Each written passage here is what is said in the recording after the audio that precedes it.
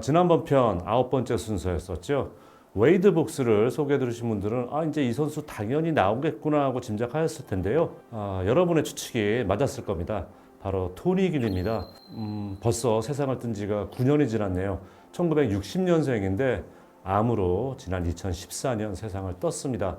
어떻게 보면 한참 또 이 아마추어 팀, 대학팀의 야구 감독으로서 좋은 모습을 보여주고 있었는데 너무 빠르게 우리 곁을 떠난 게 아닌가 좀 아쉬움이 남는 그런 대표적인 인물이 아닐까 싶습니다. 토니 긴은 1982년도에 데뷔를 해서 2001년까지 샌디에고 파드레스 한 팀에서만 뛰었던 원팀 플레이어죠.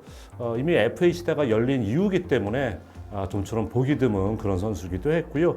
통산 2,440경기에 출장을 했고요. 안타 3,141개를 기록했습니다. 통산 타율 놀랍죠. 앞으로도 지금 이런 기록이 나올지 모르겠는데 거의 20년 가까이 뛴 선수의 통산 평균 타율이 3할 3푼 8리입니다. 통산 1,383득점을 기록했고요. 타점도 1,138타점, 홈런은 135개를 기록을 했습니다. 젊은 시절에 상당히 발이 빨랐기 때문에 통산도로도 300개가 넘는 319개를 기록을 했고요. 이번에 좀 특이한 게 볼넷을 790개를 얻어냈어요. 근데 삼진을 몇 개 당했느냐? 434번밖에 당하지 않았습니다. 이거는 메이저리그 초창기 때나 그때도 아주 귀하게 볼 수 있는 기록인데 토니 긴 선수의 뛰어난 성구함과 컨택 능력을 흔히 얘기하는 볼삼 비율만 보시더라도 바로 캐치하실 수 있을 것 같고요. 타격왕 8번 했습니다. 출루율도 1번 했었고요. 득점왕도 1번, 그리고 최다 안타상은 7번이나 받았고요. 올스타 15번에 선정됐어요. 그리고 실버 슬러거도 7번, 5번의 골드그러브, 정말 이 공수주에 걸쳐서 정말 화려한 이런 이력을 쌓았다고 볼 수가 있겠습니다. 이 토니 긴 선수의 출생지는 LA예요. 삼형제가 모두 다 야구 선수입니다.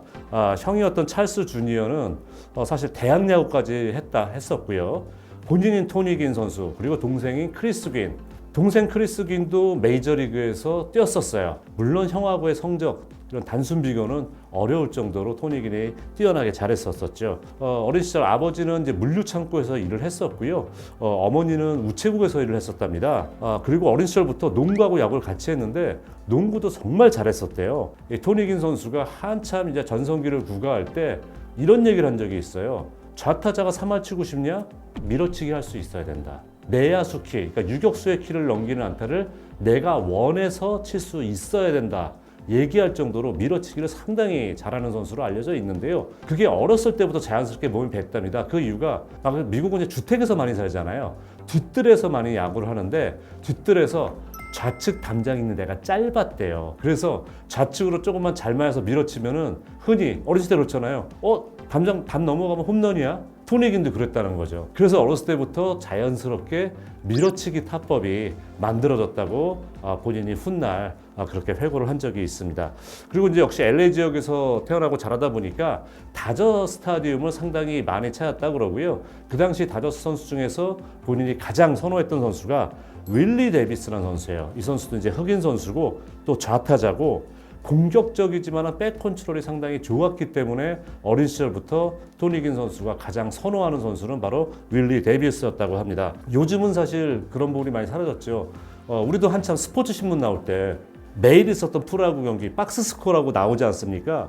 그 박스 스코어를 매일 보면서 그 박스 스코어를 아주 숙지를 했었다 그래요. 그중에서 본인이 좋아했던 피트 로즈 선수라든가 조지 브렛, 로드 커류, 이런 선수들 성적에 상당히 관심을 가지고 많이 봤었다 그러는데 이 세 선수의 공통점 보면 다 좌타자고, 로드 커류 같은 선수는 70년대 최고의 교타자였었기 때문에 더더욱 더 관심을 많이 가졌던 것 같아요. 그리고 고등학교 시절에는 너무 농구에 또 깊이 빠져서 한때 야구를 그만둘 생각도 했었다고 하는데 어머님이 말렸다 그래요. 정말 어머님이 큰일 하셨습니다.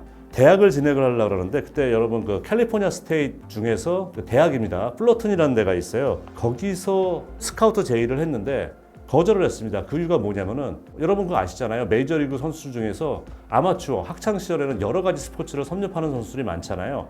토니 긴 선수는 대학 가서도 농구하고 야구를 병행을 하고 싶어 했습니다. 그런데 이 칼스테이트 플러튼이라는 대학에서는 두 가지 스포츠 겸업을 그러니까 엘리트 선수층에서는 막았다는 거예요. 그래서 난 그러면 그 대학 안 가라고 얘기했었고 텍사스 크리스천대 여기도 상당히 스포츠를 잘하는 그런 학교로 알려져 있는데 이 학교는 안 간 이유가 토니긴이 만약에 텍사스 크리스천 대학을 가잖아요.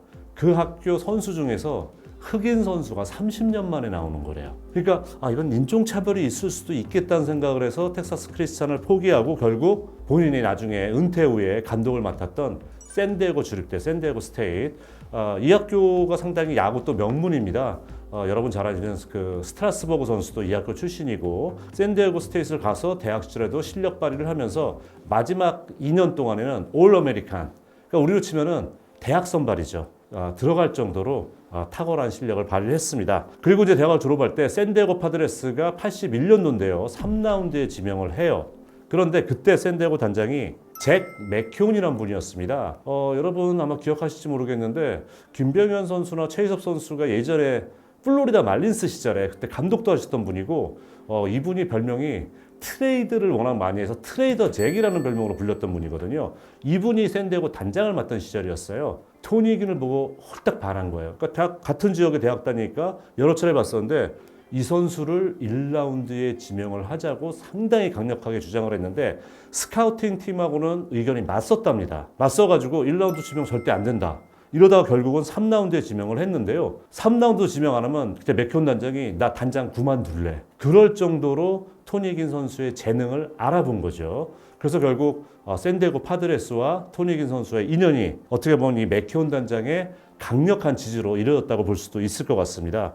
여러분 좀 지금 생각하면 좀 웃으실 텐데 지금 여러분 LA 클리퍼스 아시죠? NBA 팀. 그 당시에는 LA 클리퍼스가 아니라 샌디에고 클리퍼스였는데 샌디에고 클리퍼스도 토니긴 선수를 10라운드에 지명을 했었어요. 근데 만약에 토니긴 선수가 농구에만 전념했으면 6라운드에 뽑으려고 했었대요. 근데 이 선수가 야구 쪽으로 강하게 갈 것 같다는 생각이 들어서 그래도 혹시 몰라서 10라운드 지명을 했고 결국은 당연히 야구를 선택을 하게 된 겁니다. 자, 이렇게 이제 야구 인생이 시작이 됐는데 82년도 7월, 그러니까 졸업하고 나서 지명된 다음에 불과 1년 만에 데뷔를 한 거예요. 메이저리그에. 2할 8푼 9리를 기록합니다. 신인이 되던 해.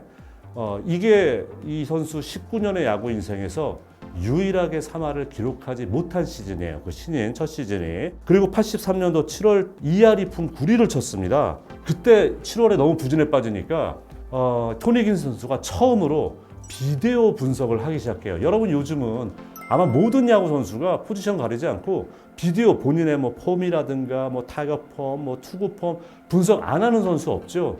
근데 이때는 비디오로 분석하는 선수가 없던 시절이에요. 근데 토니긴이 본인이 전기를 만들면서 결국 시즌을 3할 9리로 끝을 내게 됩니다. 그 다음부터 이 선수는 완전히 비디오 분석과 사랑에 빠졌다라고 얘기 나올 정도로 비디오 분석을 신봉을 하게 되죠.